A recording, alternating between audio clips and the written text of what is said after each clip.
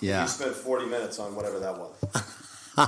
That's fantastic. In Because Pride you're and a good Prejudice? book. Yeah. So how does the page move? Yeah. How does the page move? And you could do that with Hamlet. Oh. Absolutely. Which we're not going to quite do Hamlet roulette tonight. No. But Are we on right now? Yeah, we're on, Jay. Oh, we're on. Let me put my clothes on. Yeah. Oh, wait, it's a podcast. No, we're not doing the video. Oh, okay. Very good. Yeah. So this is like Zoom class, only better. There's no geez. video at all. Yeah. Just audio. But we are back with part 2 of our take on Hamlet. We've got several other parts planned for this just overwhelming play. It's so great to prep for these episodes because just digging back in again, not just with my class in mind, but with talking about this at a bigger level, I'm just moved by it. And that's kind of the pick a page roulette, that you were describing. It's like that with Hamlet. Yeah. I'm just going through scenes. And I'm overwhelmed by them. And then you just write down notes and we'll talk about it. So let's see how this comes out. But before we dive into our second episode take on Hamlet, the first one was great. I really enjoyed it. But we need to start with a poem. And Jay, you're always reading the poems, so I'm reading the poem this time. Yeah. So last week I was reading some poetry in an article on the Paris Review I was following. Along with, and landed on Animals by Frank O'Hara. Nice.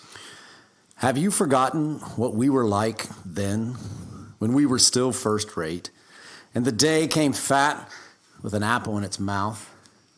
It's no use worrying about time, but we did have a few tricks up our sleeves and turned some sharp corners.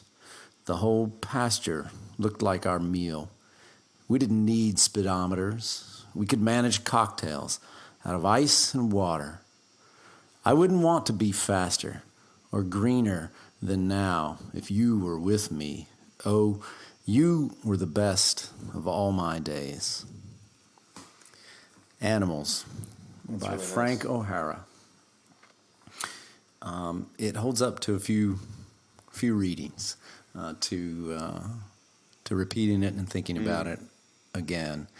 And there's a kind of sadness in it, and a longing for someone who's not there. And it did make me think, not to overly apply this to our conversation tonight, but it did make me think of a sadness in the play, a kind of wistfulness that I found myself having for Hamlet and Ophelia. That Hamlet never in the play connects strongly with Ophelia. He's torn up about her death, apparently, but he never sides with her, and they don't team up, the two together, against the world. He doesn't let her in. He plays the game with her on the outside, and it's a sadness and a poem of love, of strength together. Could have been theirs, it seems to me, but it's not. So, Animals by Frank O'Hara. Died young, hit by a car.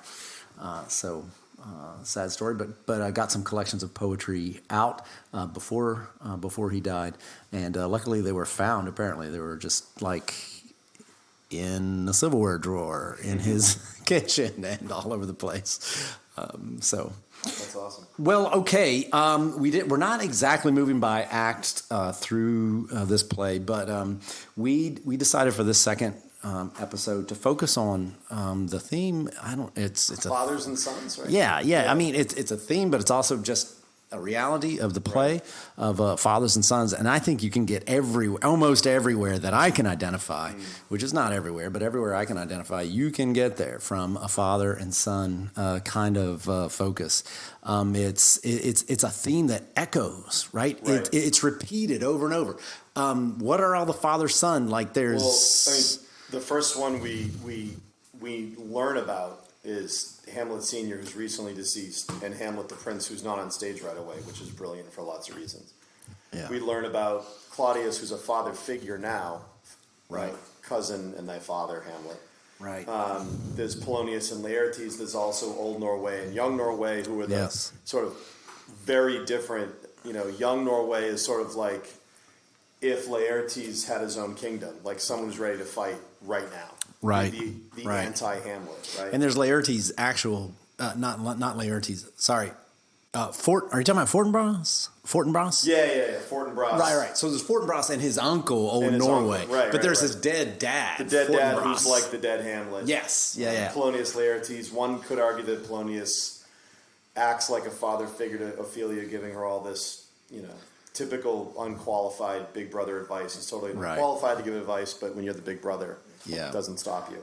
But you're right. It's sort of like a motif, like a chorus in the play of these father and sons concerns. And what I find interesting, and this happens in my classroom, I go in with, maybe more than any other text, with Hamlet, I'll go in with a plan, naively. And it never turns out that, like, if I went in saying, oh, look, we're going to talk about fathers and sons today, it's what you said. It connects to everything. So you could end up talking about mortality or, determining what's real, which we discussed a lot last time, authority, faith versus reason. I mean, it's almost like pick a theme in a book. Yeah. And it can connect to anything here. Yeah. So when I was doing some poking around, I was just doing some writing, thinking, am I still talking about what Paul and I agree? So what I did is I just landed on a couple of moments that have to do with fathers and sons. But, I think Paul and I are both aware of how we're not going to cover fathers and sons in Hamlet. We're going to touch on a few things that we thought were interesting. Yeah. Oh, and I got to mention, there's one other. The play within the play doesn't have a father and son, but the player, when he first shows up, Hamlet asked him to repeat some lines that he had heard him do years ago, and it was about old man Priam, death, right? And he's being killed by a son whose father was killed. Yes. So it reverberates. So yes, there are a lot of different things in this play. Obviously, but there is something that is purposefully repeated all the way down at a level that it doesn't need to be, right? I would say that opening, or that just apparently offhanded speech that the player gives, that doesn't have to be a father and son speech, but it is. Mm-hmm. So I think drawing attention to that is worth doing. Yeah, to say the least. Okay, so what's that opening scene you're talking about? Yeah, so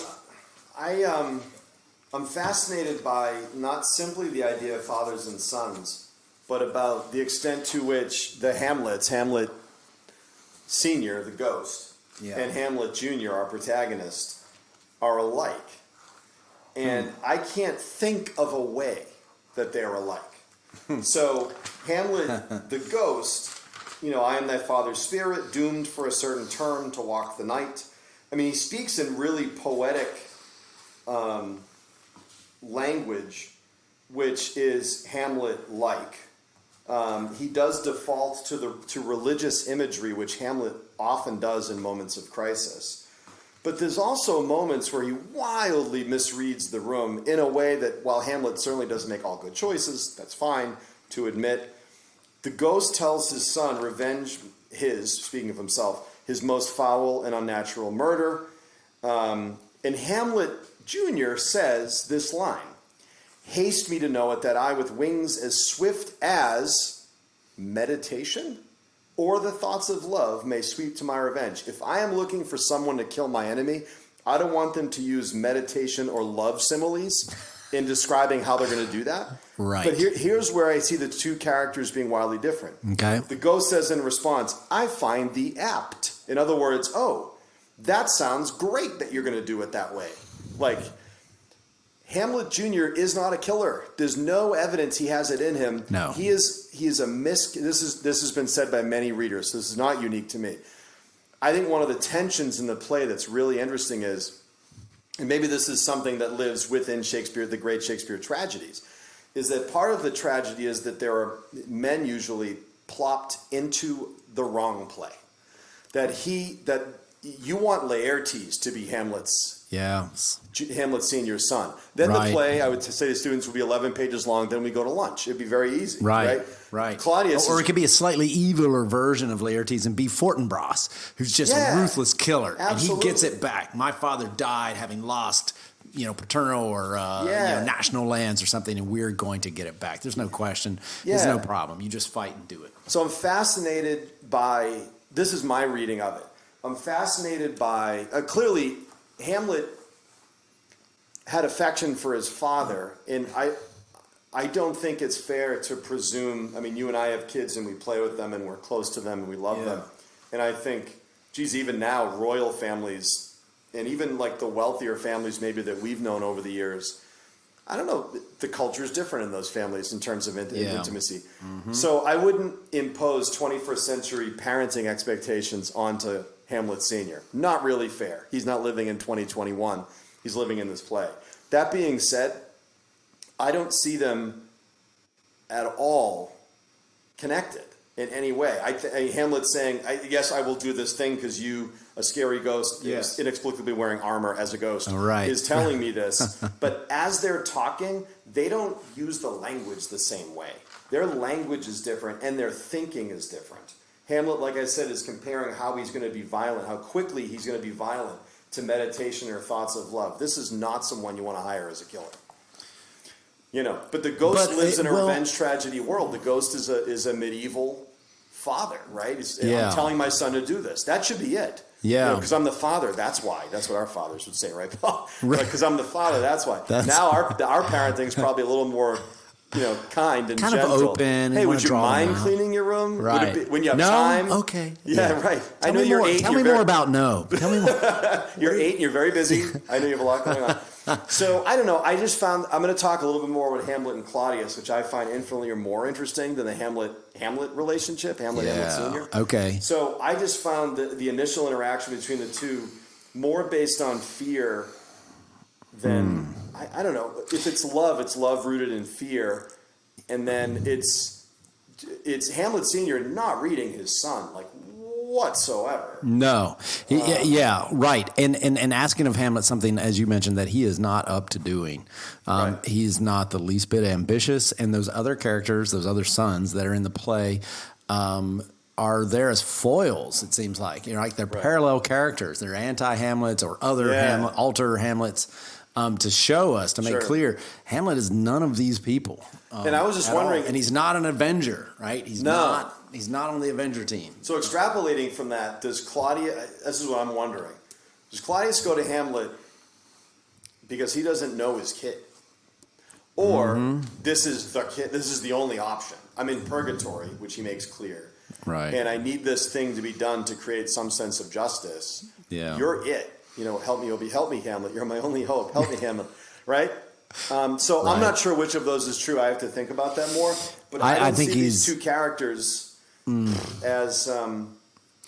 They're not. No, I see in that initial scene that Hamlet is overwhelmed by being a son in the presence of his father. He's very much a kid of this imposing, successful, frightening father who probably gave Hamlet that same kind of feeling when he was alive. It doesn't have to be a ghost in armor to be that intimidating and overwhelming, and to be able to play on those strings of duty and parental love that become kind of confused in your mind and you become completely subservient to. Right. I see Hamlet in that moment being crushed by that, but that's not him because when his dad's not there, that all dissipates, into the air. I think Yorick is more a foster father than Hamlet Sr. His response in Act 5, Scene 1 to holding Yorick's skull, one of the greatest.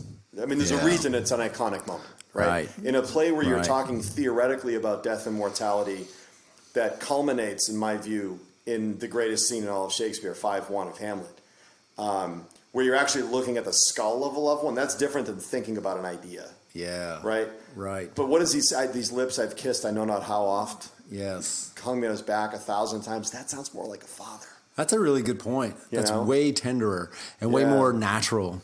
And maybe that's okay. They're a wealthy royal family. The help might have raised Hamlet. It's just anyway. I'm sure they did. Just a tension I'm noticing.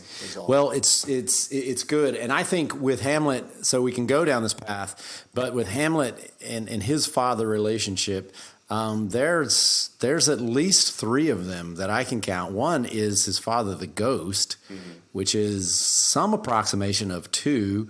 Hamlet Sr., the actual man who lived, that Hamlet also knew at some level, whatever. And then there's Claudius, this other purported father, would-be father, sometime uncle. So he's our main character. So if we're sticking with this father theme, look, our main character, right, has three fathers, in a way. Yeah. So he's that line. I come back to the line again. I'm too much in the sun. Yeah. But if this thing is, if a lot of diving into this play is about father, well, look at Hamlet. He's got, he's wrestling with three. Because I don't know how you say it. You're right on his relationship to the ghost is you don't find any identity between them. But I don't know if the ghost is the same as his other father, or as his actual father was. I see some space for difference between, or distance between those two characters. But I'm not sure. Yeah, I'm not sure exactly, what to make of that. But for this as a starting point, I think a big theme here is we all live in the specter of under the specter.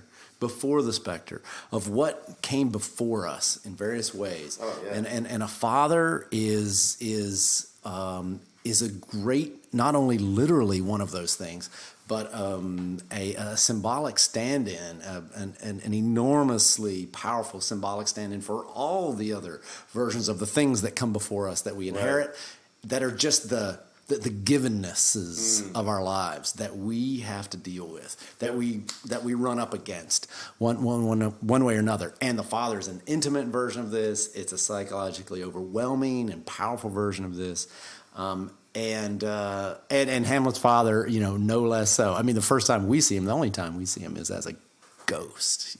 I think it's a fantastic presentation of that character as a symbolic representation of what we come up against when we're thrown into the world, to start with, because our first lessons in life are all by imitation, essentially. Yep. We're copying, right, what came before us.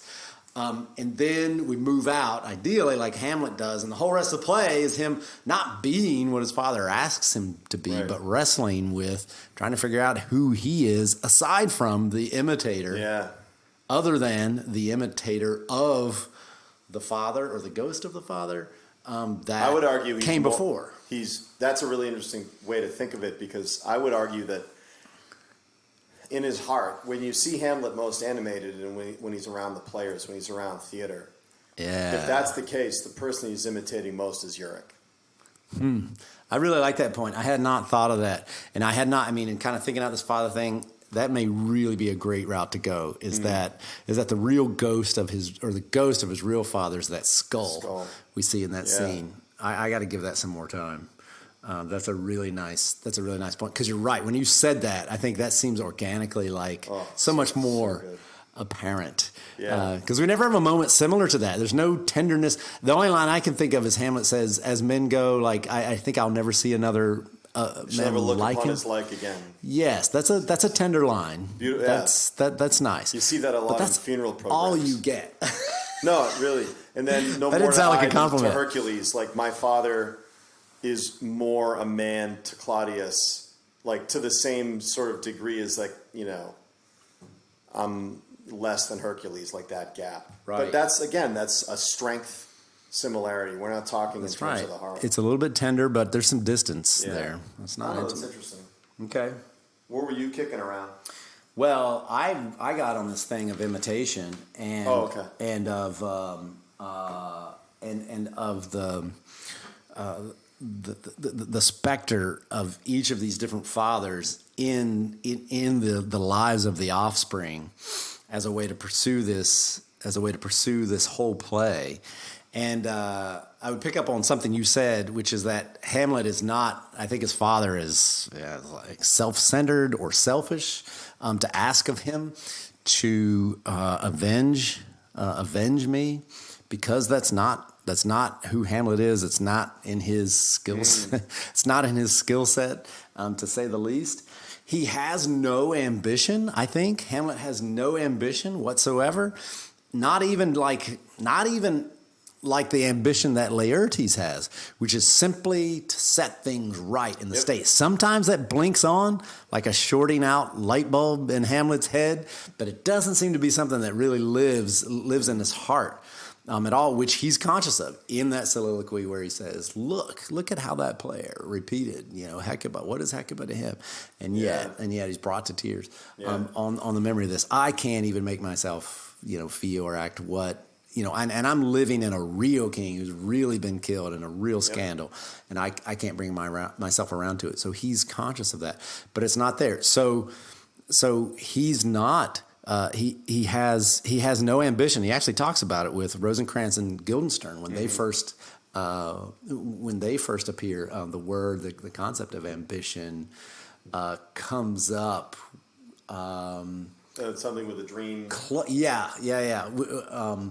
With the dream in the line where he says, "If the whole world, if I lived in the world the size of a nutshell, I'd be king. If only it weren't for my dreams." Right. And Rosencrantz says, "Oh, well, you're dreaming of ambition." Right. Because that's what all the ambitious people are. They just live by dreams. Shadow of a dream, and it's a shadow, and they do this nerd college. Right. And then he goes, "Oh, well, then beggars must be the only real people on earth because they have no ambition, so they're not dreamers. They're in reality, and the kings are but shadows of beggars." So that puts the thought in your head, and for me, once it's in there, I can't get it out that he doesn't have ambition, not even for justice, if you want to put it that way, right? Like it doesn't, as everyone talks about, he doesn't get around to enacting justice or pursuing that. So what he's doing is this: he's exploring himself. He's figuring out. It's an identity play. In the underneath the specter of the things that would serve as imitations, and he can punch right through the fake ones, like Polonius. Right, he just takes that for a ride and just makes fun of it, spins it around, punches it in the face because it's so superficial, it's so fake. But he can't do that with all of them. No. His father still lives in his head, and at that crucial moment when he's trying to work things out intensely with his mother, the specter arrives again, and he knows he's doing something wrong. It's a conscience sort of, emanation from the conscience, that draws him back again, to stop. So I think you could do that with, I don't know, each of the characters. Like, I don't know, Polonius, what a horrible father. I mean, he kills his own kids, I think. He tells Ophelia to do exactly the right. Picture the scene, right? Yep. Right after Polonius is sending his man off to concoct a web of stories around his son in college town. To spy on him, and also to plant little tales about, his sort of adventure. He likes to drink, but not too much. He likes to carouse, but not too much. So that he's cool and, interesting. I mean, he's having him build out a Facebook page, for his son with associations, but nothing too bad. So he's the politician meddling with his son's life, playing with fire, really, with his son's life. And right at the end of that, Ophelia comes running in crying. She's upset. And he says, "How now, Ophelia? What's the matter?" I mean, alarms should go off. Oh my, now he's going to help Ophelia? Right. No. Ophelia, run. Right. And he gives her exactly the wrong advice. Yep. Tells her exactly what not to do. And then from that, he spirals out. Hamlet, is put on the antic disposition. And who takes the bait first? That idiot, right? He's like, "Oh, I've got it." He's insane. Look at this. I've got the love letters and all this. To be fair to him, though, he's not reading Hamlet with us. I mean, Hamlet is the smartest, in my view, the most intellectually dexterous character in the history of English literature. Oh, so now you just want to say that again? Can you just say that again? He's the most intellectually dexterous, flexible, linguistically flexible, also character in any book I've read closely. Mm-hmm. And unfortunately, and I was thinking of Mr. Collins in Pride and Prejudice, in a world that's so irony rich, if you're irony deficient, you are just dead in the water. You're just going to get, like Mr. Collins in Pride and Prejudice gets played with because he just takes everybody, the whole world as surface. And that's the case for Polonius. So he can't have a conversation with someone like Hamlet for whom every word has four meanings. Right. But what about with his daughter? I just mean in looking with his daughter, in advising her of what to do. Be scant of your maiden presence, stuff like that. Like, don't. And he with pride tells Claudius, "I informed her that Hamlet is way above her. She shouldn't pursue a relationship with her because she's, she can't reach those heights." I find that I never know what to make of that. I never know whether Polonius is smarter than we give him credit for, because he sees a darkness or a conflict in Hamlet he wants his daughter to have no part of, and he just doesn't say that in the words. Because why wouldn't you want your daughter to be with your king's only son? Like, superficially, if you only... So that's interesting that he doesn't want that. It's also interesting there's no mother. Yeah. That's a curious absence, because Mrs. Polonius probably would have some things to say. I think she might be smart. That's true. Where is Mrs. Polonius? Miami. No, I have no idea. Yeah. She left Polonius because he's such an idiot. Absence, yeah. Well, how about this line? Polonius says himself, this is Act 2, Scene 2, line 125, "But beshrew my jealousy. By heaven, it is as proper to our age to cast beyond ourselves in our opinions, as it is common for the younger sort to lack discretion." That's true. And he's doing it. Yeah. You know, like Sure. he's speaking out his own errors. Yep. And he doesn't even listen to him. He doesn't listen to himself. Because I see him as a lapdog. He's eager to go running. He goes running to the king. "Oh, I got it. I found it first. And I swear I'm right. Have I ever told you something that's true that wasn't coming? I don't know. Yes, let's go with yes. I mean, no, you never have. It seems like there isn't a father in this play that understands his kid. No. And I wonder if it's because the kids, and our kids are, my daughter's 19. I no longer have to know anything, which is just really liberating. There is a point where your kid's smarter than you in certain ways. Mm-hmm. Do any of your kids help you with technology, Paul? Yeah. You know what I'm saying? Yeah. Like, my son is yeah. so much better at... Right. They've spiraled beyond my reach. They stop asking me for... These kids in the play are older than our kids are, but I don't know. Maybe there's that sort of human tension. Well, I think so. Like well. Ophelia, she's more human than her dad is. Oh, way more. She's way more human, isn't she? She's spiraled away. But he doesn't know. So that, to your point about Hamlet, okay, not getting it with Hamlet, fine. But what about Ophelia, recognizing a deep humanity that she has? And if she comes crying and she's upset and she says, "No, I think he really did love me. There really was something there." Yeah. And he says, no, fool child, Rice is all this thing. You're being played. Springes to catch woodcocks. Yes. It's a silly trap. Child. Right. To quote Admiral Akbar from Return of the Jedi, it's a trap. And I would like to say to our listeners, you will not find another podcast that connects the Return of the Jedi to Hamlet so seamlessly. Admiral You're Akbar. Expecting obvious Lion King connections. That's beneath us. We're going. No. We're going to go rogue. There is no line. But you know what I mean?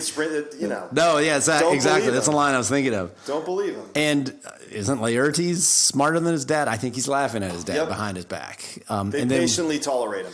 Yeah, I think they do. I think so. I'm taking my cues from them. I'm taking my cues from the people around them. I think Hamlet's a bit cruel to Polonius, but he's not wrong that he's a fool. You know, and he tells him whenever the players come up. You know, he says, "Oh, he's going to come up and tell me the players here. Oh, yeah, here we go. Listen. Oh, what is it?" And then Polonius tells him, "Hey, the players are here." Like he knows what he's going to say before he says it. He's a fool. And then Hamlet he turns on him in that scene when the player shows up and start quoting lines. He starts telling Polonius how to think about the lines the players are giving God's them. bodkin's much better. Treat every man according to his own desert, and who shall escape whipping? Right. Who would treat him better? Yeah. So much the more your credit to you if you do. Right? Then this is, not to push us too far. Such a good moment. As a theater person, I love it. It's a great moment. But that is Hamlet. And you might say I'm pushing too far here with this father thing. But this is Hamlet becoming a father where he can. Yeah. Polonius is a child now. And Hamlet plays him. That's really interesting. Yeah. He tells him what to do, like a father would tell a kid. No, you're wrong, right? Your son can tell you how to use the iPad better than you do, but he can't tell you how he should treat your mother, his own grandmother, right? He'll get that wrong, and he'll go and watch episodes of The Office and you need to tell him, no, now's the time to sit out here in the living room. I know it's boring. So that's a really good example, and I would like to point out further that when does Hamlet get angry and protective and moralized to the older person?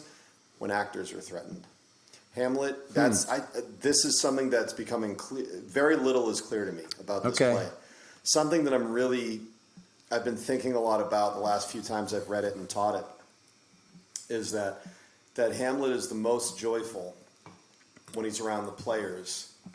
And when he says in the first act, when he first Why seems it so particular with the Madam I know not, Madam it is, I know not seems. That's not true. He's a master at seems. Oh yeah, he knows seems. And yes. which is acting. Yes. Seems is acting, and he's a phenomenal actor. Yeah. And he reacts so viscerally because Polonius says, "I'm just going to treat them according to the dessert." In other words, you know what they are, Hamlet? The help. Yes. That's what the actors are. Right. The help. Right. I'm going to treat them. And curiously, that's when Hamlet's offended, because Hamlet, as a theater person who's been on stage, who loves the idea of creating an imaginative space that can change people, knows that these are the exact people you have to treat with respect, because he knows how important they are. Sure. And I think it just speaks to, his humanity. I think he isn't lying when he tells his mother. It's more like, as you say, there's 4 different kinds of truth going on with every line that he says. And one of them is it is true that he does not know seams, in the sense that he knows beneath seams too.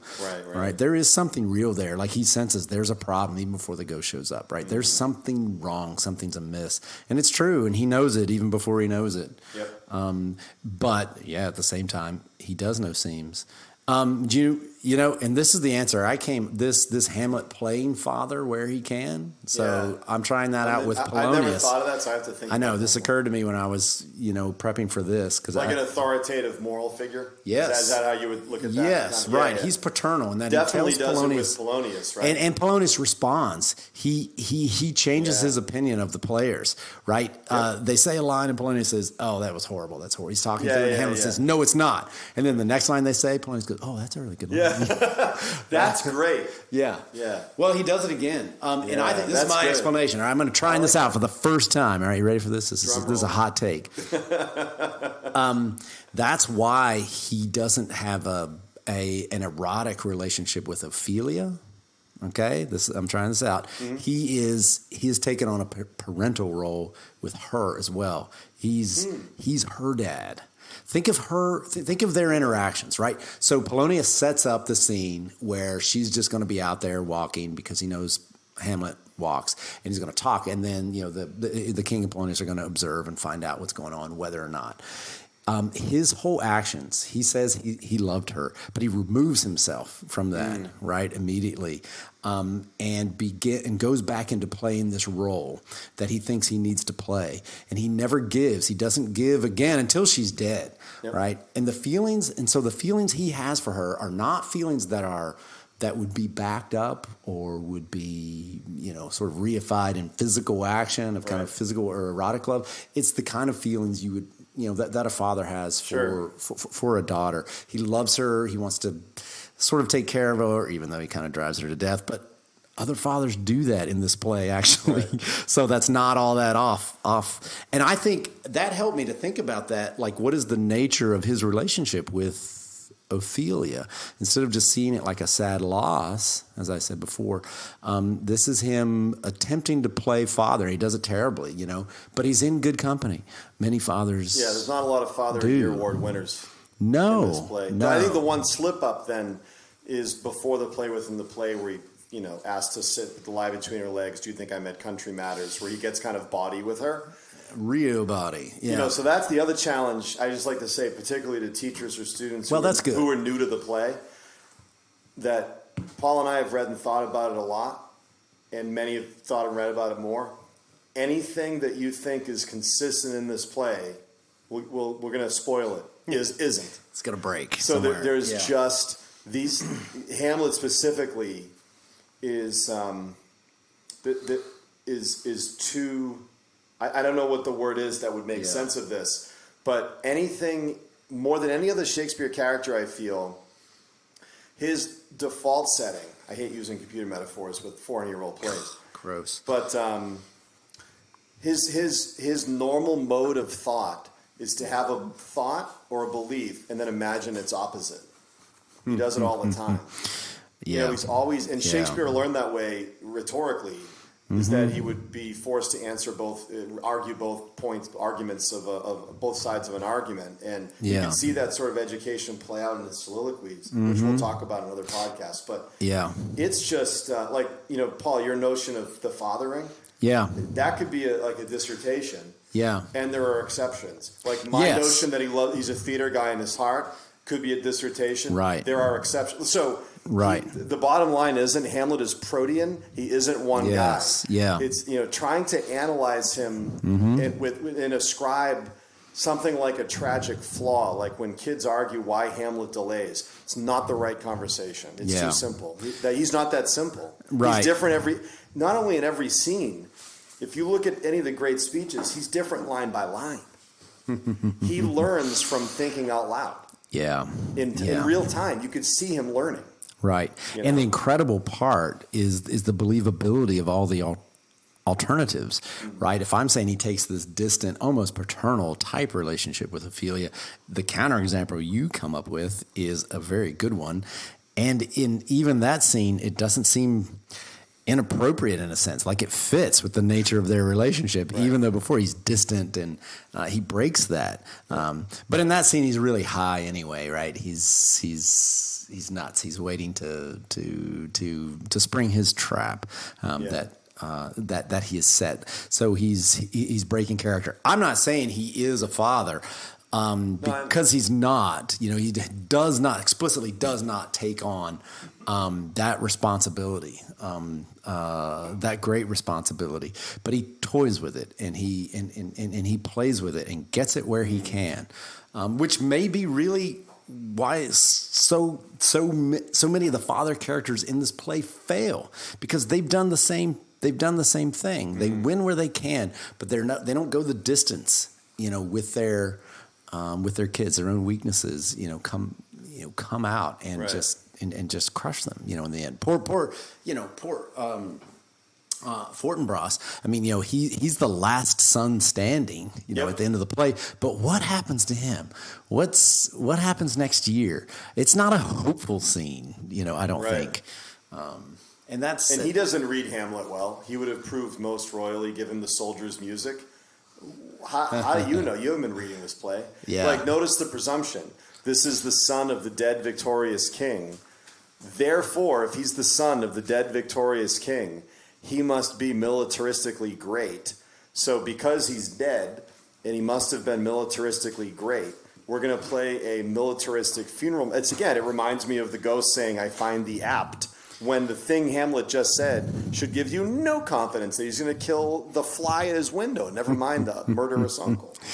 That's really great to see. I'm glad you seized on that line. I just read right over that. I find the apt. But again, I probably didn't the first 14 times I taught this. This is, again, we've talked about this over and over. Every year we see 15 things we didn't notice before. So do you read that as his father misreading or not even really listening to his son? Yeah, because the last thing Hamlet says does not lead logically to the sentence, "I find thee apt." Yes. If he said, "I will destroy any enemy, kill any family member, sacrifice anything to achieve this goal," that's not Hamlet. I won't sleep until this is done. Then you could say, "I find thee apt." But if I say, "Wow, I'm ready to kill. I'm going to kill so fast that it's going to be as fast as thoughts of swift as meditation or thoughts of love," I'm thinking, "Oh man, I have to find another hitman." Okay, forget it. I wanted to mention. I don't know if this is a good time. I wanted to mention just one other thing. One other thing pertaining to fathers and sons. Okay. And I had never, in teaching this play, I had never done a deep dive in Act 3, Scene 3, the scene where Claudius is praying. And I find it endlessly interesting. Like when I teach Beowulf, one of the writing assignments is to write a Beowulfian soliloquy, because he doesn't have any private thoughts. There are no private thoughts in that book. They're all public moments, right? Okay. So you have to invent them. I don't know what Beowulf actually thinks ever,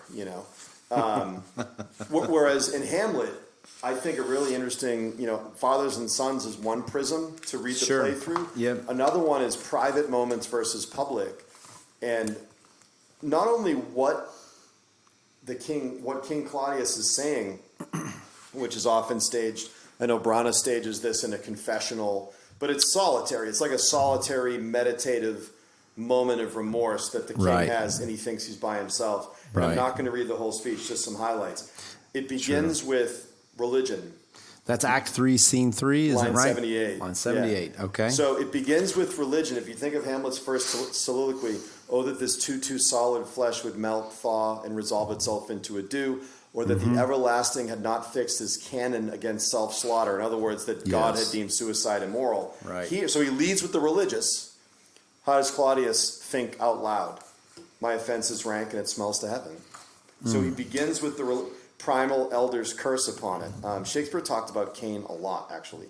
A brother's murder. Really? Yeah. I just read that. Pray, can I not? It was on the internet, so I figured it was true. Though inclination be as sharp as will, my stronger guilt defeats my strong intent.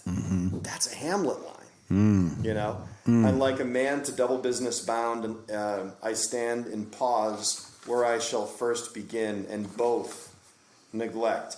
So he lays out the problem, which is a Hamlet move, and then he asks a series of hypothetical questions, which is a Hamlet move. What if this cursed hand were thicker than itself with brother's blood? Is there not rain enough in the sweet heavens to wash it white as snow? In other words, how merciful is God, right? Whereto serves mercy but to confront the visage of offense? Like, that's the nature of mercy. And what is in prayer but this twofold force, to be forestalled before we come to fall, or pardoned being down? And then he answers, like Hamlet does, his own questions. Then I'll look up, my fault is past. And then he realizes that his answer is inadequate, a Hamlet move. But oh, what form of prayer can serve my turn? Can serve my turn. Forgive me my foul murder? That cannot be. A little ways down, he says, 5-6 lines down, in the corrupted currents of this world, Hamlet ends the to-be speech with the currents turn awry. They're even using some of the same words, which is interesting. Offense's gilded hand may shove by justice. So in the world, in politics, in civil events, you can, if you're powerful enough, shove justice away. Right. But he says, but 'tis not so above. There is no shuffling. Right? Right. So, and then at the end he uses apostrophe, O wretched state, O bosom black as death, which Hamlet does. Oh, vengeance, like he does this all the time. So what I'm pointing out is that Claudius uses language patterns and rhetorical patterns that are really simple. I'm not saying, I wouldn't go as far as Harold Bloom is. I think it's in his book, Hamlet Poem Unlimited, where he says that he thinks Claudius is what he calls Hamlet's phallic father, his biological father. He makes a really interesting case for that. Okay. Maybe they're a hell of a lot more similar than the two Hamlets are. Yeah. Way more. Yeah. Claudius, way more linguistically flexible, really interesting appeals to religion, way more self-doubt, way more Q&A with himself in these speeches. Yes. And then what's interesting, and I'm not going to read it all, but he kneels, and then it says, enter Hamlet. Now might I do it, Pat? Now he's praying, and now I'll do it. What does he do? Unlike all the other sons, he thinks about, is this the right set of circumstances? And then he goes to heaven, so I'm revenged. That would be scanned, or that would need to be examined. A villain kills my father, and for that, I, his sole son, do this same villain sent to heaven. So he basically goes down, and it isn't simply following directions, like he's in a sort of earlier Renaissance revenge tragedy. He needs the death of Claudius to parallel, in a sort of narrative way, the death of his father. But anyway, I just find the way morally, I think Claudius is different. Well, and he's ambitious too, right? Like that's a distinctive, if we want to grab onto that word again. Yep. Okay. But in terms of how they think when they're alone, eerily similar. So That's a really good point. What I wonder is, if I'm onto something, may or may not be true. I find it interesting that Hamlet thinks more like his uncle than he does his father. And just one of the great omissions in Shakespeare, we don't get like the sequel, Hamlet, the adolescent years. Like we don't. The backstory? The 10th birthday party and everything that went wrong. But why is it that he sounds way more like his uncle? It's true. In this soliloquy, Claudius is way more open. There are other little moments, but there's nothing like this, is there, where he's quite as open, where we see his conscience. Soliloquy, I think. Yeah. I only know. He has little asides. Yes. Yeah. Where but he doesn't talks. have a soliloquy like this. Whereas Right. Hamlet has several significant ones. Right. So Where anyway, there's a I just hint. wanted to point that out, that there is this. Harold Bloom has this notion that yes, Claudius is his phallic father. I don't know about that. I think Hamlet Senior, and you were saying this, Hamlet Senior and the ghost have an effect on him simply because if your father is that powerful a person, Yeah. you don't have to be like him personality-wise, but that No. person will affect you for all eternity. I think Yorick affects him as much as any father figure does, and it looks like Claudius does too. And that's a mess. I mean, if you're sort of a mixture of all of those people, a militaristic king, a jester, theater person, and an ambitious, thwarted brother who finally gets his way by murdering the brother in the garden. That's an interesting sort of personality mixture to have It going is. for you. And I don't find in any lines, and I have to think about this more because I hadn't read that line from Harold Bloom. But I don't find in Hamlet that he has any sense of Claudius as his father. He never treats him in that in a sense, like even an innate sense, which he has a strength. A strength for, a special spidey sense for this kind of deep humanity. I don't see any of that in his interactions with Claudius. In fact, he's suspicious of him, and then quickly that suspicion turns toward a kind of hatred, like he's identified, like he's identified him as the bad father, as a bad guy, an unequivocally bad person. Yep. I don't think he has any doubts about that, about him, and thinks he's evil, even thinks he's ugly. Yep. Right. So I don't find that connection between Hamlet and Claudius. Nevertheless, there is some kind of a formal recognition of him as a paternal character in the sense that he can't bring himself to kill him. Right. I'm Right? fascinated He can't by do away with Claudius it. is really He's threatened by positionally in this that's true. on the throne with the crown with his mother, and he's not going to just dispense with him or kill him. I never know what to make of the fact that Claudius is threatened by this nerd, this kid who just wants to go back to school. Yeah. That what is threatening about Hamlet? Now, yes, he popped in between the election and my hopes, Hamlet says about Claudius. In other words, I didn't get home fast enough. He got the crown. Maybe. Claudius, when discussing Hamlet to, I want to say Rosencrantz and Guildenstern, but I could be wrong. He says, well, he's loved of the distracted multitude. In other words, the population really loves him. Yes. Where is that? So I think I meant to mention that in the last podcast. So might the threat to Claudius be Claudius's awareness that this kid's like me on some level, and I know what I did. So if I know what I did, and he's similar to me, I need to, the Godfather, keep my friends close and my enemies closer. You're not going to college, buddy. You're staying right here where I can watch you. So I don't know. I have to think about that more. And he may treat him closer to a brother than a son, and we know how Claudius treats a brother. He's a person he's willing to kill, and perfectly capable of killing.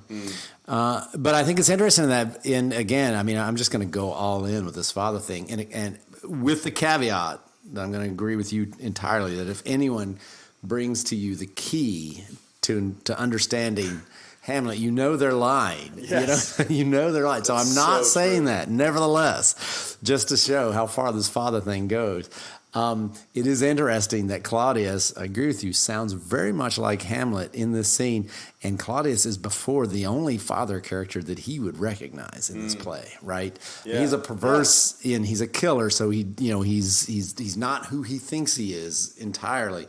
Nevertheless, when he's on his knees before God, that's the last known he does. He still has some conscience left, and that means he is subservient to a hierarchy, a father character, and it's God, and apparently God only in some perverse way. But he's willing to untether himself from the paternal ties of this world, which is the least way of saying what fratricide means. He's willing to kill a brother, which is a paternal connection. to serve his ambition, and maybe that's it. With Hamlet, I mean, on a very superficial level, possibly Hamlet's an enemy because he's a potential. He's not on board with the program. With an ambitious person, he is the last. I mean, traditionally, you kill the king, you kill all of his kin. Because they'll get that thought, in their head. Hey, wait a minute, and one day come back. Yep. So there is that piece, but maybe there is something deeper, fraternal, paternal between Claudius and Hamlet. I could go down the fraternal path a little bit. I don't, I'm not sure that Hamlet sees him as a paternal character, other than just formally. He's in the position of father and king, and Hamlet seems to have some formal regard for that, I guess. Yeah. And I'm just endlessly fascinated. Just my last point is how I think Shakespearean tragedy, not to be reductionistic, is largely, not entirely, but largely rooted on wild misunderstandings of people, or the arrogant presumption that we can sort of put people in a box and define them really easily, and then we sort of act accordingly, and that never goes well. I think we've done discussions of Romeo and Juliet. I mean, name an adult who understood the kids in that play. 0 of them officially understood. Yeah. So, and maybe when I think of the comedies, I'm thinking deeply about The Tempest right now. I'm teaching a class on it. Okay. Maybe some of it has to do with humility. If a character chooses to humbly admit that they can't understand everything, the behavior can turn to something redemptive. And if humility is impossible, it hardly ever does. But it's something I'm thinking about. Because there's a moment of forgiveness in The Tempest, and I would argue in Midsummer or Twelfth Night, the great comedies, where all of them could have gone tragic. And someone usually has a moment of humility and a recognition, and they sort of own up to something or ask forgiveness, or I don't know. You're a million light years away from it at any moment in Hamlet. Yes, that's right. And you can see the possibilities in these other plays that are maybe comedies that are completely different. Well, I know just generally, and I'm just ordering this book, even though in a previous podcast I talked about the dangers of reading secondary sources because they get into your head and trample all over your own native thoughts. No, they help you grow them, Paul. Okay, yeah, right. It's nutrition for your thoughts. Well, I feel like that Hamlet thing, where the father kind of tramples all over your own distinctive identity, and so you're always fighting against it. And that's what happens when a really strong reader gets into your head. But, and I'll just throw this out here, René Girard is sort of known for talking about mimesis in literature, and he has a whole book on on Shakespeare, and he reads Shakespeare as something. And what you just said reminded me of this as working out. He sees Shakespeare as through his plays trying to work out these ideas, the difference between what happens in Hamlet and then what happens in other comedies for how a person, for something about the relationship between a person and themselves and God. He was a Catholic, and their journey through the recognition of guilt and redemption, essentially. That thing you said just kind of sort of reminded me of that. So we've mentioned different scholars that we like, and I haven't read the book yet, but you own it though. That's like 90%. Oh yeah, If it's on the shelf.